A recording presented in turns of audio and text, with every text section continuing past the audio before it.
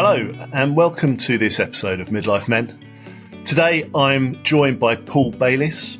I'll leave Paul to introduce himself. But what we're going to talk about today, what we're going to explore is depression, particularly depression in the workplace. Paul's going to talk a bit about his own experiences, and then we'll talk about some more general advice and techniques. So, Paul, welcome. Perhaps you want to provide some background to you and your career. Oh, thank you very much, Philip. You know, the first thing I must say, I don't present myself as being an expert in the field of stress, anxiety, or depression. The aim of having this conversation with you, it's really to share some of my own personal experience and observations.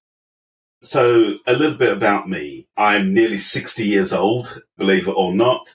I originally grew up in London in the UK, in a town called Brixton.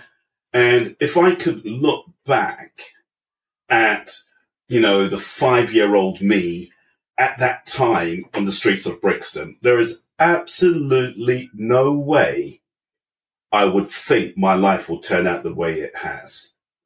And, I've been very fortunate. I've had to deal with some challenges in life, personally and professionally.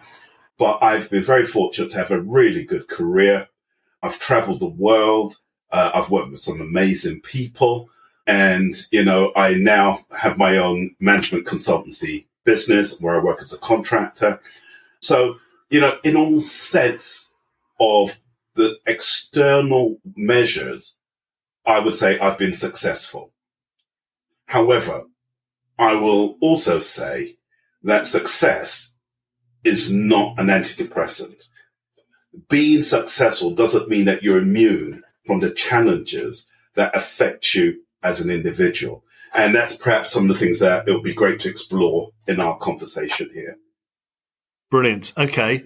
So looking back on your career then, and particularly at, some of the places you've worked in, what was the culture like, specifically at the organisation you were working for that contributed to your experience of depression? What sort of specific pressures, did you face in your job? Yeah, it's interesting because I thought a lot about it. And, one of the things is obviously I'm not going to name the organisation because it's not about the organisation, it's about what happened within it. But I came across a really interesting statistic, which was influenced by a gentleman called Michael Marmot. And he came up with this assessment that only 13% or approximately 13% of people actually enjoyed their work. You go into work and you really loved it. He said that 63% of people sleepwalk through their work. They're apathetic. You turn up, you do your job, and you do it because it pays the bills, it pays the mortgage and whatever else you need. And 24% actually didn't like their job at all. And when we look at that, that's 87% of people who actually not really loving their work. And I found that I got myself into a situation where I was initially in the military. And then when I left the military, I went into professional publishing. I worked for a really major publisher, and that afforded me the opportunity to do a lot of traveling. And then I had a young family, and I decided to stop the traveling and had a career which was more based locally within the UK. And as I went along, I worked in different sectors. So I've worked in publishing, I've worked in data, I've worked in financial services. That was so not compatible with my personality. Too aggressive, too cold. It wasn't about the clients. It's always about the institution I worked with. And I couldn't relate to that. And that was not a depressive place to be, but it was something I very quickly identified. This just wasn't conducive with my personality. So professionally and personally, I couldn't relate to it. So I left that. And then I went and worked in the public sector. And the public sector, for anyone who's not UK based and hears this podcast, is basically a government type organization. And I thought, yippee, here we go. For me, it was, I can now slow down. Public sector compared to the private sector, less pressure. It would be easier. I could turn up, do a 9 to 5. I was in for a terrible surprise. We went from being very much a directional type organization, which you had profit as the focal point of success, to being very much a collaborative type organization where service design and service delivery and output was your measure of success. And I got very much involved in what I do now, which is change and transformation. And the biggest area of issue where I start to really feel the impact of being in a place which wasn't supportive of you as an individual was doing some major transformation work. And it was over a period of about 3 or 4 years. And we were transforming everything. We had a turnover of about 1.2 billion, and there were huge austerity measures in place. And in a 4-year period, we had to take out 250 million out of that organization. And the impact of that was basically changing the way people work. It was cutting a lot of jobs. It was introducing automation. It was reviewing processes. It was large scale disruption. And when you start to be involved in that type of environment, initially it's challenging, but it's not difficult. So it's mentally challenging. But as time went on, the stress of doing that work started to play itself out into something which was a lot more impactful. So when did you first notice these sorts of symptoms arising, and how did they manifest themselves and progress? So, I first started to notice them was I could pride myself in my early part of my career of being, phenomenally sharp. And I think that's partially due to being younger as well. But I could walk into a meeting. No, I didn't need to bring a notepad or pen or anything. I could literally sit in a meeting for an hour with multiple people there, listen to the meeting, engage, walk out, and a day or two later still tell you exactly what each individual said. I was able to really take on lots of information and analyze it and manage it, without actually even having to take notes. It's just the way I used to be. I started to notice the impact, and it was one day I was in a meeting, and this is probably a good few years into doing this particular type of work, this program. And I went in with a notepad, and I sat in the meeting, and I'm furiously taking notes. So something had changed, that gradually I'd gone from this person who didn't need to take notes to now I was taking notes. I wasn't consciously aware of it, but I was furiously taking notes. And then I came out of the meeting, I looked at my notepad, and I had no clue about what had just happened in that meeting. And I looked at my notepad, and I was trying to recall what my action points were, what other people had done, and I had no clue. And I thought to myself, oh my days, there is something seriously wrong here. What is happening? And that became the start of me becoming consciously aware something was happening with my ability to function wholly competently in the work environment.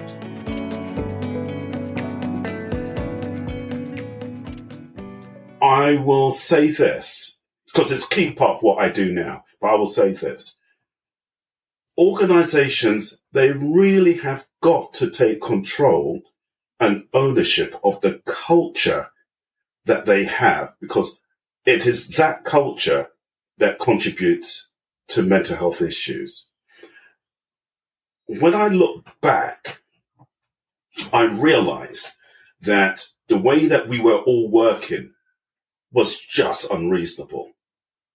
And we're talking at the height of it, I would go 3 days, possibly 4 days working through the day, coming home, having a short break, and then working on some form of documentation, working through the night, grabbing a small amount of sleep, getting up, going back into work, doing the same thing again. Coming home, short break, working through the night, and this was a constant pattern. And it doesn't mean that there aren't times in different types of career where the requirement for your role, I'm not saying that we should work like that, but there are some roles where the urgency and importance of what you're doing may demand pushing yourself to that level. However, that should not be a consistent thing. Absolutely no way. And in this particular organization, it became the norm. Did you feel it was expected of you? Was everyone else doing it? Without a doubt, it was phenomenally toxic.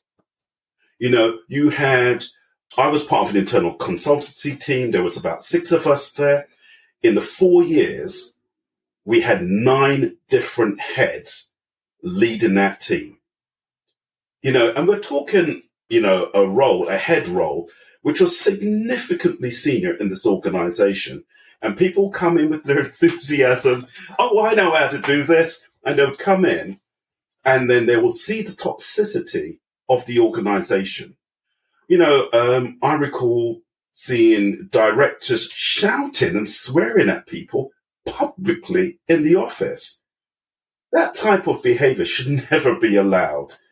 We're talking about producing. So a lot of the work I was doing is around about technical transformation. So bringing in, using technology to transform how we deliver work. So it's looking at technology solutions, making changes. And obviously, with my background, what I would do is put business cases together, then develop program and project plans of how you're going to do that. And we're talking multi-million-pound type activities.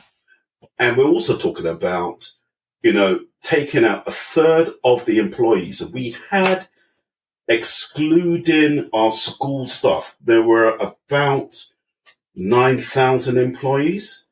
And when we finished the whole program, we were down to about 6. So you're talking about taking a third of a workforce out, So they were things and decisions that you didn't take lightly. You had to be really considered that if I'm making a projection or I'm implementing something that is going to remove somebody's job, I do that with every single effort to make sure the decision is the best decision for the organization and the person. So you produce very detailed technical documents, and they will be, 50, 100, 200 pages, depending on what it was. And I still laugh now, because the reason why I'm laughing is because I've just recently finished a role with an organization, and I can't believe the culture's still there. And you produce these technical documents, big impactful decisions. You got your summary document there, and the director will look at it, look at all the pages and say, can you get that onto 3 pages of a slide, please? And you look at them and say, even if you just read the summary and take the direction of the summary and not even go through the full document, you're about to make a decision that's going to cost your organization a huge amount of money and change the lives of a huge amount of your staff. And you want it on 2 slides. And that type of behavior and that type of apathy amongst those leaders and the opinion makers created a very, very uncomfortable environment within the organization.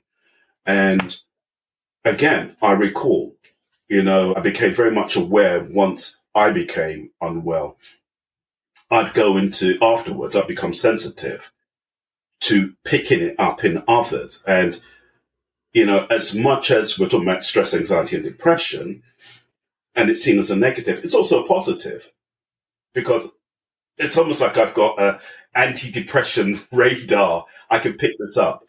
And I would have these conversations, and I would see the most stoic individuals and their public faces privately, they would be bursting into tears. Once I asked the question, how are you? And they'd say, I'm fine. And I said, no, how are you really? And I'd pause, and they'd look at me, and they would know I've noticed them. And their face would go very still. And then you will see the change in body.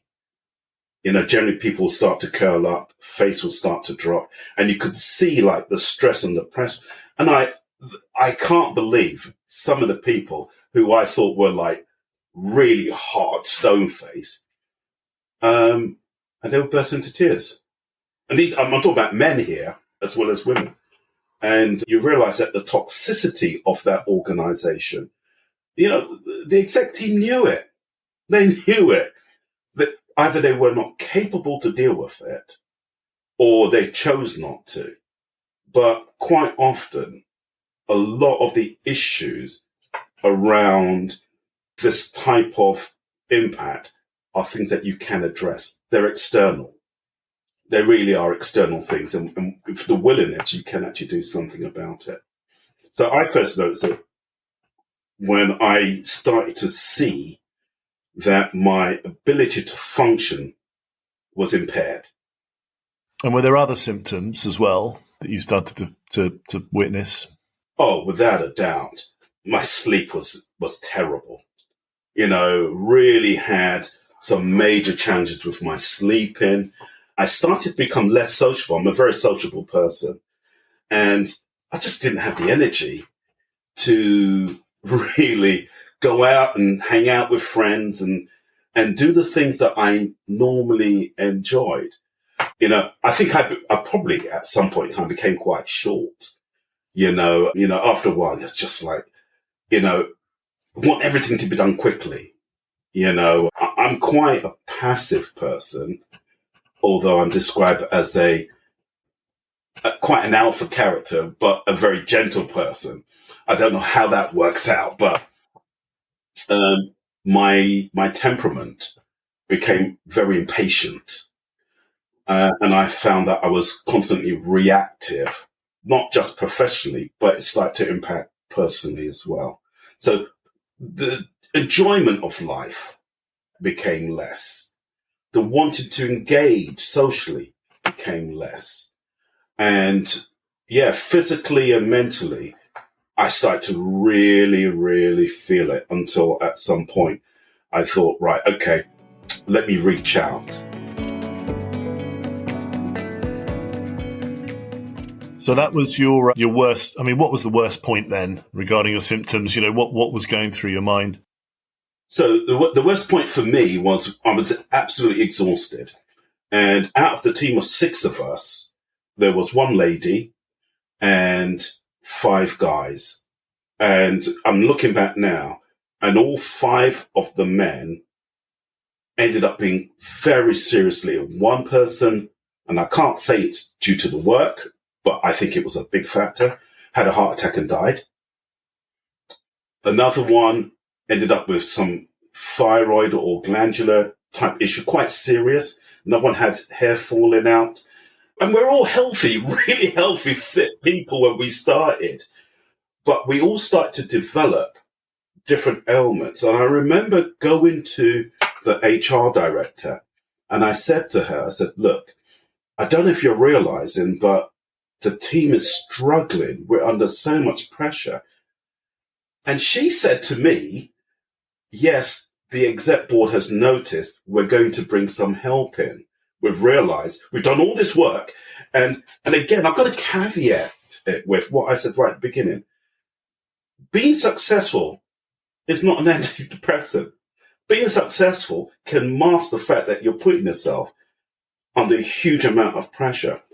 And she said they've noticed all the work we've done, how well we've functioned, how much we've brought to the organization. But they've also noticed that, we're seriously affected. And she said, right, we'll bring in some help. And I said, oh, that's absolutely great. Anyway, I had some leave, and I remember this. It's probably around about this sort of time of the year, because it was leading up to my birthday. And I decided to take some annual leave. And I took the time off, and I went to bed. And I didn't get out of bed for maybe 2 or 3 days. I mean, I just literally went to bed, had annual leave, and that's like, and at the point I could get out of bed, I thought, what the heck is going on here? So you think that was a pure physiological reaction to the stress that you've been under at work? Yeah. I think there's a point with depression where your body will say to you, enough is enough. You are no longer in control of this, and your body will say, we're not doing this. And I thought my body said to me, we're not doing this. So I got myself off to my doctor, to my GP, and I went along, still not accepting that I was impacted by depression. Not at all, because I'm a professional person. I've got this wonderful career behind me with all this stuff I've done. I have a reputation, I have a profile, I have a personality. Another factor as well is that I think sometimes we don't realize how much we define ourselves by our work. We may define ourselves in our relationships, so being a husband, a father, or family relations, being a brother or a son or whatever. But if those things aren't working very well, and for me at that time, I was single, those things weren't working well for me. Work then became the defining factor, or how I validated my worth, my self-worth. So for me, if that suddenly stopped working, then suddenly, where do I start to validate who I am? And that external validation came from work.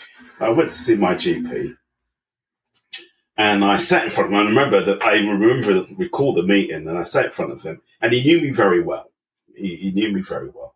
And I said, look, I'm really tired. I just think I've overworked a little bit. And could you just sign me off for maybe a week so I can get some extra rest? And he looked at me and he said, you're not tired. He said, I know you.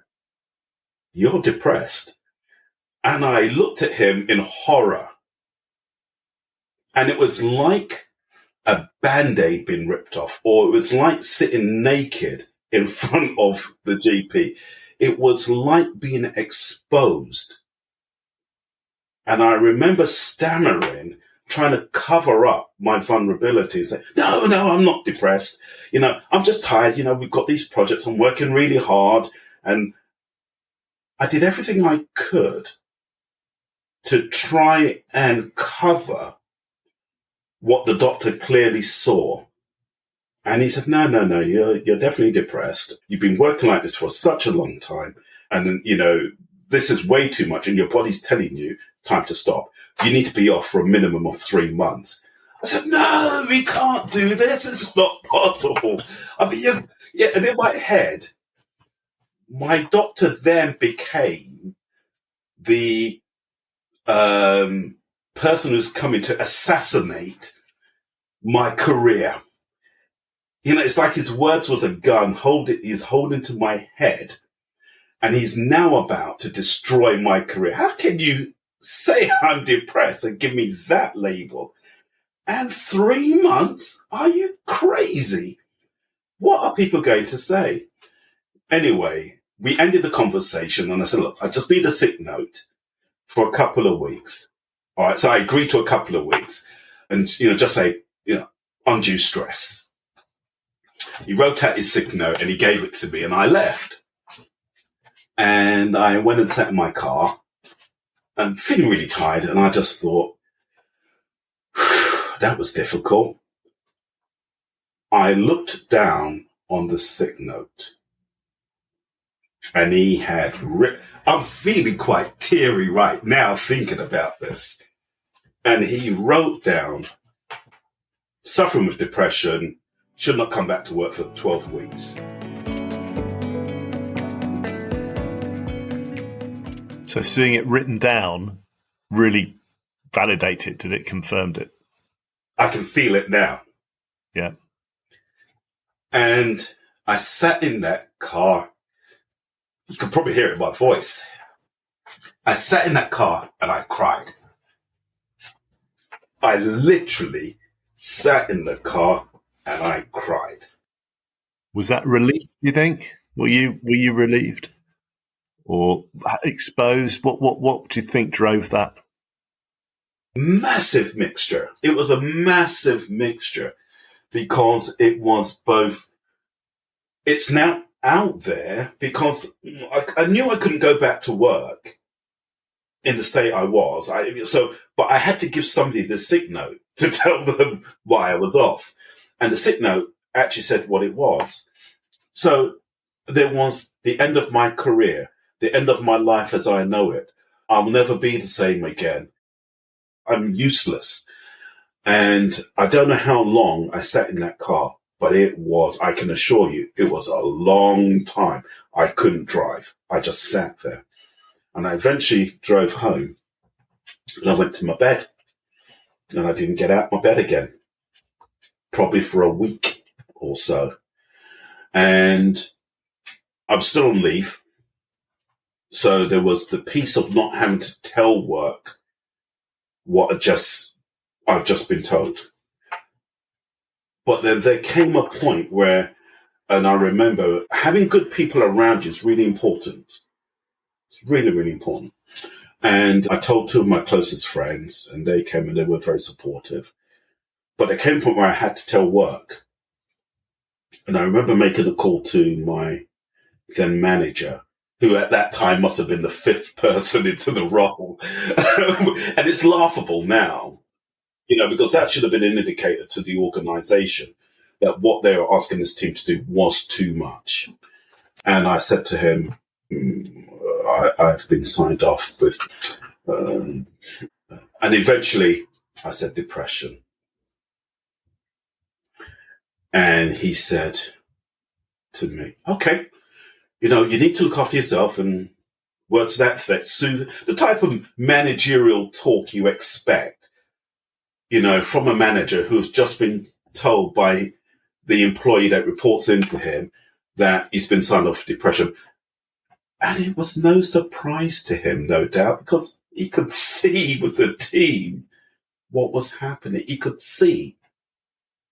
And I think one of the things I learned from that is that when you are in it, you don't see what other people see.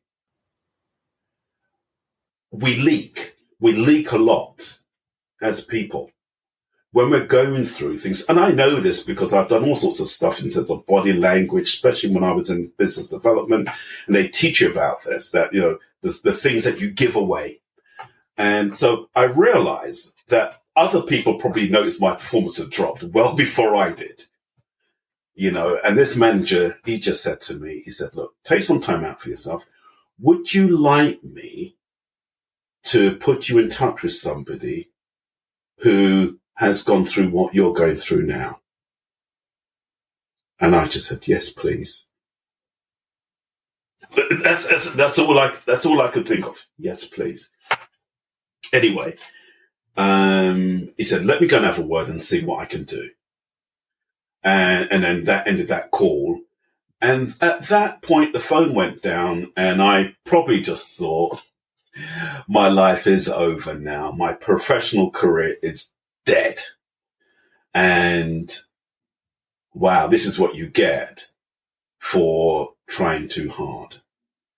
And I come back to that phrase, being successful doesn't mean you're immune from the impact, sometimes a negative impact of your success. So how long did it take you? Was it that week after you'd been to the doctor where you were almost, out of denial, but actually accepting that what the doctor said was correct? Did it take that time? And when you spoke to your director, had you processed it by then? Were you thinking, right, this is a diagnosis, I acknowledge it, I'm going to deal with it? I was still in phenomenal denial. The denial was, a bit like Star Wars when they say the force is strong within you. The denial was strong within me, without a doubt.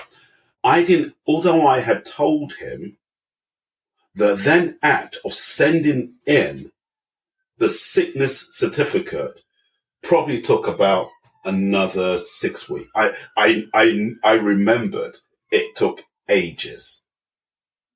Because it was, it's just like a series of confirmations that you are broken. And that brokenness, I use the analogy of, I was one of these people in my probably about 10 years ago, I think it was, or thereabouts. I was out playing football. I was playing football and, doing the usual thing, drive late. It was cold. It was winter.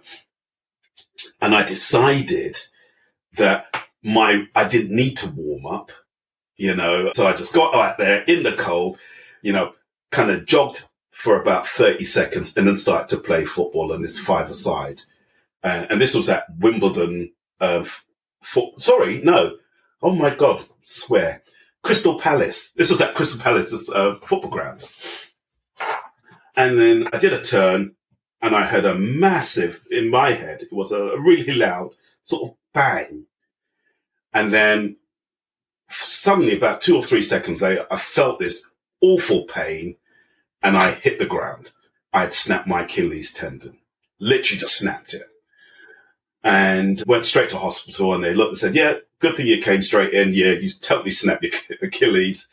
We're going to have to sort this out.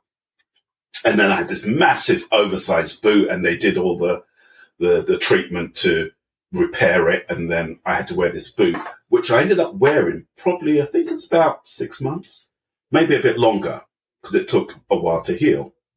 And here's the difference. Wearing that boot and having snapped my Achilles tendon, both professionally and personally, I got so much sympathy. Oh my God, poor you snapped your foot. I'd get on public transport, people get up and give me a seat. I get on the tube. You're right, mate. You want a seat? Anything I was doing, because I had this boot and the crutches, people were really sympathetic. They were really understanding. I had broken my Achilles. They could see it. They could relate to it. But it's strange because stress, anxiety, depression is way more widely impactful in society than snapped Achilles. Yet we get very scared very quickly when we say we've broken or impaired our cognitive ability.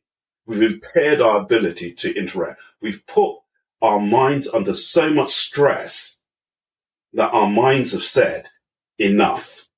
We need time to stop, to heal, a bit like the boot I had to put on, and to repair. And I think as society, we're a lot better now, but I think we're still quite cautious about discussing this. And this is probably why I wanted to talk about it a bit more, especially as men. As men, it's crazy that we have to be so cajoled to go and see a doctor when there are issues affecting us. And I'm hoping that this conversation we're having will encourage other men to just have a conversation, even if it's with one person. Go on. Your life will not be over. That is the important message, isn't it? That is. So what did you do next? What did you do next in terms of trying to find ways of repairing yourself, finding support? So the thing I would say is you can't really overcome any mental health or mental well-being issues alone. I think it's incredibly difficult. You do need supportive friends. You may need some professional help, and accept that you're not going to do this on your own. So the manager put me in touch with a colleague, and he doesn't mind me saying his name, and his name is John. I know him as Jess, but his name's John Dixon. Put it out there for the public to know. John Dixon. Love that guy. When my manager said to me that, oh, do you know that Jess suffers from depression? I said to him, Jess who? I mean, there's only one Jess. Jess who? He goes, Jess, John Dixon. Nah, no chance. John was one of the most talented, or is, because he's still here, John is a talented technical program and project management professional. In the team of people that we worked with, he's one of the individuals that I would look up to in terms of just how quick and able he was at dealing with issues, dealing with people, coming up with answers, coming up with solutions. How the hell can he be depressed? There's absolutely no way. So he put me in touch with him, and John gave me a call. And he said, really sorry that you're going through this, and the other manager was called John. He said, John told me what's happened, and I'm here to see what I can do to help. And just to let you know, you're in great company. And then he reeled off a list of people, current and historical people, who suffered with depression.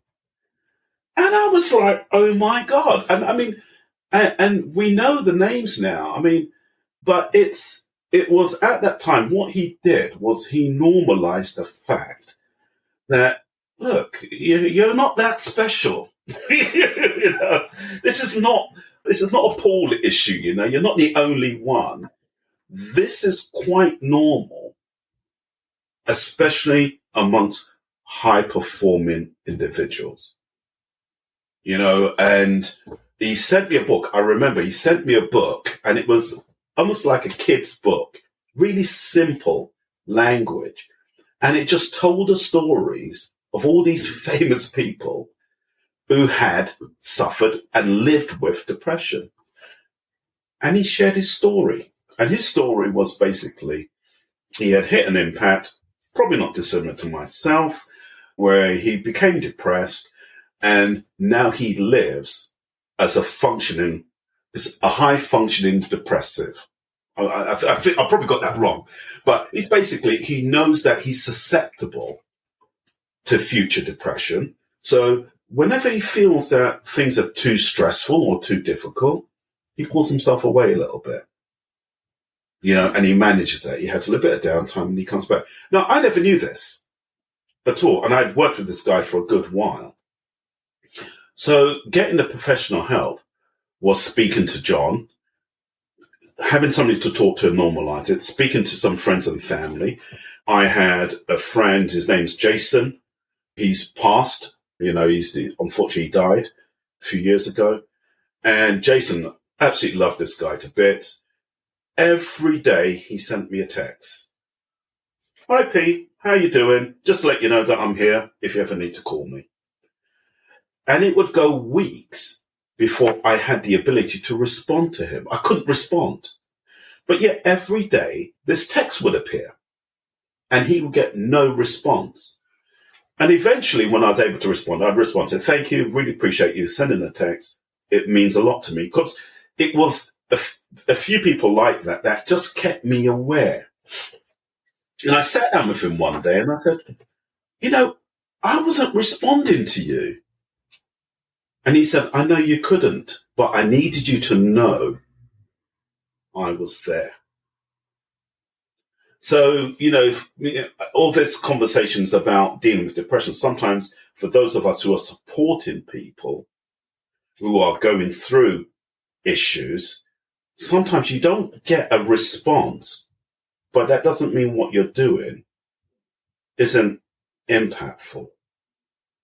And sometimes it does take your experience to enable you to have enough empathy and understanding to help somebody else along their journey.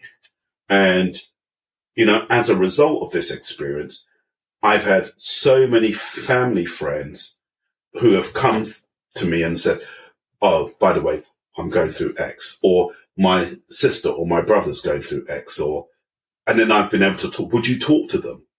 And I would go and talk to them. And then they found it easier to open up to me because they'll look at me and say, you suffered with depression? Oh, hell no. And I'd say, yeah, I did. And, this is what the journey was, and this is where I'm at, and this is what I'm doing now. And I'm absolutely fine. And, this is 10, 12, maybe 15 years ago, and this is what I do. I now engage in physical well-being. I try to maintain it. Sometimes I lose. I try to engage in music and art. I try to engage in things that keeps the Paul personal side awake and alive and vibrant, so it balances off with the stress of doing any work. So, my life isn't validated by my work experience. My life is about who I am as a person, and work then supplements that. Thanks for joining me for part 1 of this episode, where I've been talking to Paul Bayliss about depression, particularly depression in the workplace. Join us in part 2, which will be available shortly, where Paul talks in more detail about his experience and also about the importance of creating your own persona outside of just work. If you have a suggestion for a topic you'd like us to cover in the podcast, or if you have a story you'd like to share, then please contact me either on Twitter @midlifemen or email me at midlifemen01@gmail.com. Join me next time when we talk to other midlife men about their stories, and maybe you'll find that they resonate with you. Thank you.